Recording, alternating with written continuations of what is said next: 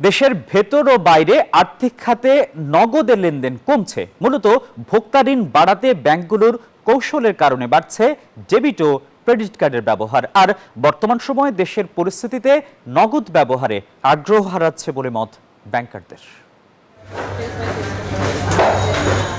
নগদ বহনের ঝুঁকি, বিদেশি মুদ্রা ব্যবস্থাপনা এবং আন্তর্জাতিক পেমেন্টের সুবিধা সব মিলিয়েই সাম্প্রতিক সময়ে বেড়েছে প্লাস্টিক কার্ডের ব্যবহার। অভ্যন্তরীণ পেমেন্ট থেকে শুরু করে আন্তর্জাতিক সফর, অনলাইন কেনাকাটা, ব্যবসায়িক খরচ, এখন ডেবিট ও ক্রেডিট কার্ডের মাধ্যমে লেনদেন বাড়ছে। বাংলাদেশ ব্যাংকের পরিসংখ্যান অনুযায়ী 2025 সালের আগস্টে বাংলাদেশিরা বিদেশে কার্ড ব্যবহার করে খরচ করেছিলেন 443 কোটি 3 লাখ টাকা।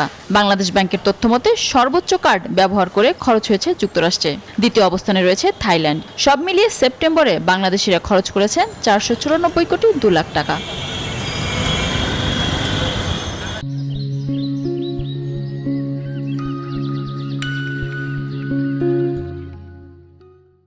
ব্যাংক খাতেও বাড়ছে আমানত। আগস্টের তুলনায় সেপ্টেম্বরে মানুষের হাতে থাকা নগদ টাকার পরিমাণ 1770 কোটি টাকা কমেছে।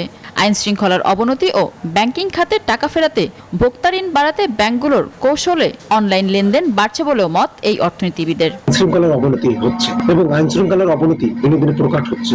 এর ফলে সাধারণ জনগণ, সাধারণ ক্রেতা আপনার নগদ টাকা বহন করে আর মার্কেটে যে পণ্য এবং সেবা ক্রয় করা থেকে বিরত থাকছে। ভোক্তা ঋণ বাড়ানোর, রিটেল খাতে ঋণ বাড়ানোর তারা এখন সিদ্ধান্ত গ্রহণ করছে। এই খাতগুলো ঋণের এত বেশি খেলাপি হয় না।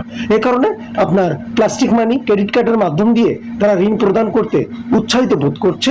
ক্রেডিট কার্ডের আপনার বিভিন্ন ফ্যাসিলিটিস বাড়িয়ে দিচ্ছে। ক্রেডিট কার্ডের মাধ্যম দিয়ে লেনদেন করলে ডিসকাউন্টিং ফ্যাসিলিটিস বাড়িয়ে দিচ্ছে।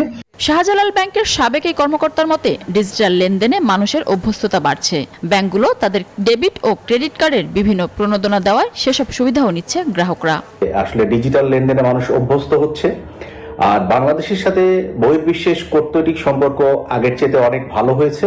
এই কারণেই কিন্তু নির্দ্বিধায় এই লেনদেনগুলো হচ্ছে এবং আগে যে হুন্ডি বা অবৈধ লেনদেনগুলো হচ্ছিল সেগুলো কিন্তু পরিমাণে কমেছে বলেই কিন্তু এই ডিজিটাল লেনদেনটা আমরা বৃদ্ধি দেখতে পাচ্ছি। এদিকে বিদেশিরাও বাংলাদেশে এসে কার্ডের মাধ্যমে খরচ করেছেন 183 কোটি 3 লাখ টাকা।